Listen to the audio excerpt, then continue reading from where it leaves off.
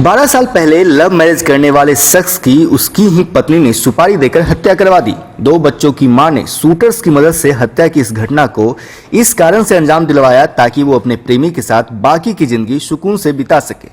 लगभग 1.5 महीने हुई मोहम्मद तैयब हत्याकांड का जब पुलिस ने खुलासा किया तो कई चौंकाने वाले मामले सामने आए।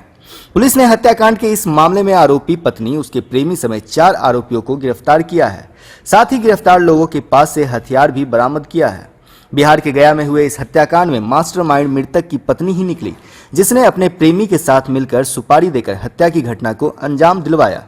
आरोपी महिला ने मृतक मोहम्मद तैयब से लव मैरिज शादी की थी। गया के वरीय पुलिस अधीक्षक आदित्य कुमार ने बताया कि विगत 23 अक्टूबर को शेरघाटी थाना क्षेत्र के काजी मोहल्ला स्थित रूबी श्रृंगार दुकान के स्टाफ मोहम्मद तैयब आलम की अपराधियों ने गोली मारकर हत्या कर दी थी, जिसके बाद से पुलिस ने इस घटना को चुनौती के रूप में ले लिया।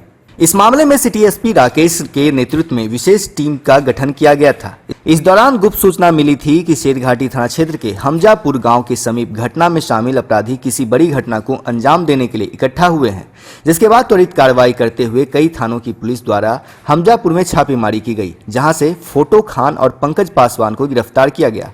इनके पास से हथियार भी बरामद किया गया है। एसएसपी ने बताया कि गिरफ्तार दोनों अपराधियों की निशानदेही पर शेरघाटी बाजार से ही मोहम्मद जीशान को भी गिरफ्तार किया गया है। मोहम्मद जीशान ने ही सुपारी लेने का कार्य किया था। उन्होंने बताया कि पूछताछ के क्रम में अपराधियों के द्वारा यह जानकारी दी गई कि मृतक मोहम्मद तैयब आलम की पत्नी आफशा परवीन ने ही उक्त अपराधियों को अपने पति की हत्या के लिए सुपारी दी थी। आफशा परवीन ने अपने पति तैयब आलम की हत्या के लिए 2 लाख की सुपारी दी थी, जिसमें गहने गिरवी रखकर 80,000 रुपये एडवांस दिए थे।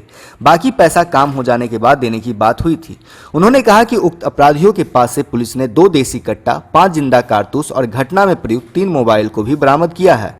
2021 को एक शाम को 8 बजे शेरघाटी थाना के अंतर्गत एक काजी मोहल्ला में एक मर्डर हुआ था, जिसमें एक रूबी श्रृंगार के में एक काम करता था स्टाफ तैयब आलम करके, उसको गोली मारी गई थी। इसमें 681/21 से केस दर्ज किया गया था 302 में। उसी के लिए हम लोग तभी से लगे हुए थे क्योंकि बहुत सारी चीज़ें जो थी वो मिसमैच आ रही थी। उसमें सिटी एसपी साहब और एसडीपीओ साहब ने काफ़ी गंभीरता से इसको लेते हुए तभी से लगातार लगे थे, मगर कोई लाभप्रद लीड नहीं मिल पा रही थी। फिर एक लीड मिली जिसमें इन लोगों ने आगे काम करना शुरू किया। तो उसमें एक हमजापुर में 4 तारीख को ही इनको सूचना मिली कि कहीं पे कुछ लोग जो है कुछ बड़ी घटना करने के फिराक में हैं। वहाँ से इन लोगों ने लीड लेके जब उस पर पकड़ा उन लोगों को, तो 2 लोग पकड़े गए, एक पंकज पासवान और एक फोटो खान।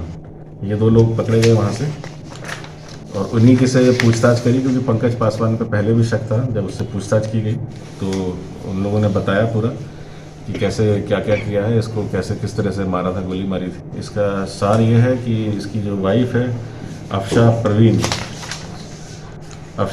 इससे 2009 में मृतक तैयब आलम ने शादी करी थी, लव मैरिज थी। इनके 2 बच्चे हैं अभी, और इनका आपस में कुछ जो होता है नॉर्मली खटपट भी थी, परंतु इसका जो इलिसिट रिलेशन है जीशान नाम का एक व्यक्ति है उससे था।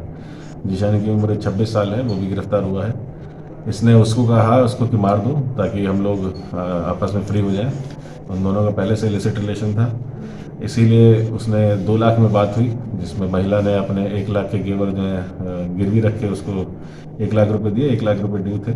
जीशान ने ही सेटिंग करी इसकी आगे फोटो खान, ये अरमानुल्लाह और एक पंकज पासवान से, और एक अन्य व्यक्ति और है जो अभी गिरफ्तार नहीं हुआ, उसके लिए भी हम लोग लगे हुए हैं कि इसको मार दो। तो इसी क्रम में उसने मारा, और साथ ही साथ इसके अलावा 3-4 केसेस में पहले से भी वांटेड रहा है। फोटो खान जो है आदतन क्रिमिनल है, और पीछे कई सारी घटना जो बीच में लूट की और डकैती की जो NH पे हो रही थी, उसमें भी इसका नाम था, पंकज पासवान का नाम था, और ये काफ़ी दिनों से आदतन क्रिमिनल है। इसने एक और मर्डर किया था गुरुआ में 8 फरवरी को 2021 को, उसमें भी इसने कन्फेस किया है कि उसको मारा था। टोटल जो बात थी इन लोगों की, लगभग जो फोटो खान है वो पिछले 6 साल से हम लोग इससे फरार चल रहा था, और कई सारे हत्या के केस में भी ये वांटेड था, और एक गुरुआ का जो केस था उसमें भी ये वांटेड था पंकज पासवान। इनके पास से जो बरामद हुआ है 2 देसी कट्टे बरामद हुए हैं, 5 जिंदा गोली। गया से जितेंद्र कुमार की रिपोर्ट।